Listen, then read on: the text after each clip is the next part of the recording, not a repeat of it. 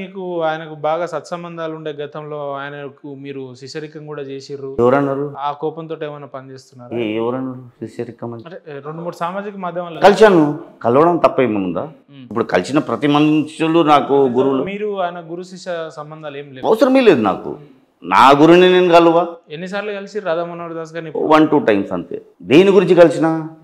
గురుగారు మీరు ఏదైతే గొర్రెలు మమ్మల్ని తిడతారో అది కొంచెం మానుకోండి అన్నాను. ఫస్ట్ చెప్పి చూసి సరేనబ్బా.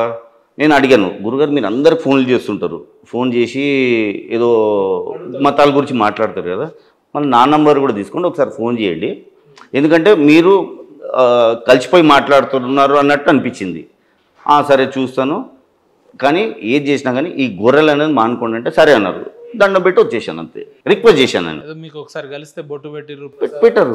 సరే అదే నేనేమనుకున్నాను, సరే ఇతను ఏ మమ్మల్ని టార్గెట్ చేయడు, మా గురించి దురుసుగా మాట్లాడాడు, మమ్మల్ని టార్గెట్ చేయడు, దూషించాడు, మా మతం జోలికి రాడు అనుకుని నేను ఒక దూతగలిన. కానీ ఆయన మారని మనిషి. అయితే ఏం చేశాను, చట్టాన్ని ఆచరించాను. సార్ ఇతను ప్రవర్తన మారతలేడు,